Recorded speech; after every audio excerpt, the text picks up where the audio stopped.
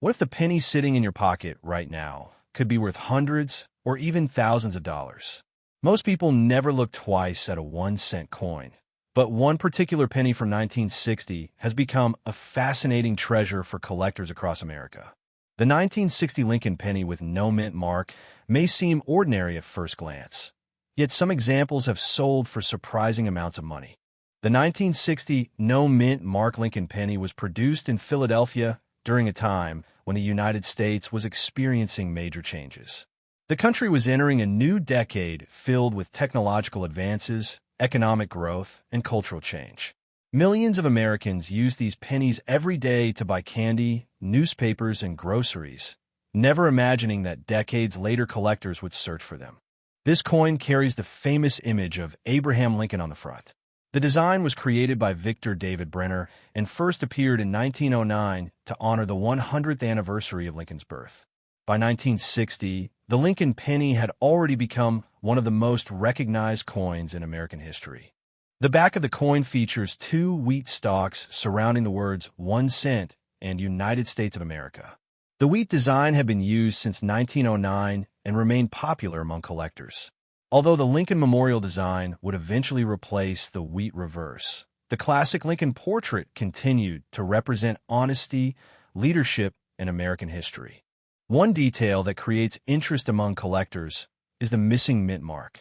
Many people assume that a coin without a mint mark is an error, but that is not always true. In 1960, pennies made in Philadelphia normally carried no mint mark at all.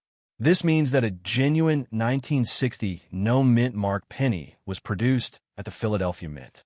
The coin itself contains 95% copper and 5% tin and zinc. It weighs about 3.11 grams and has a smooth edge. The warm reddish color of copper gives the coin its classic appearance.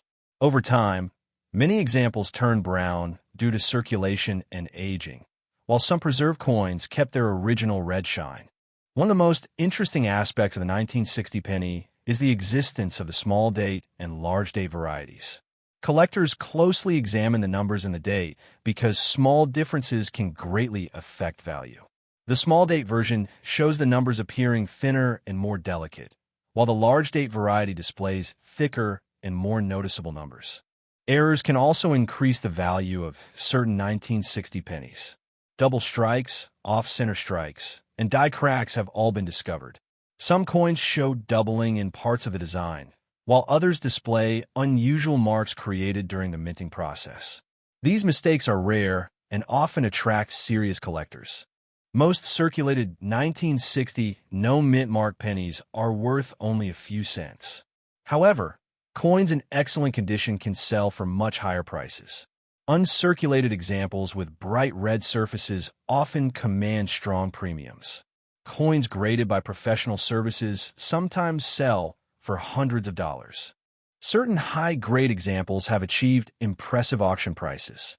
Well-preserved red specimens with exceptional detail have sold for several $100s, while the finest certified examples can reach even higher values. The condition of the coin plays a major role in determining its worth. If you want to identify a genuine 1960 no mint mark penny, begin by checking the date carefully. The coin should clearly display the year 1960 beneath Lincoln's portrait.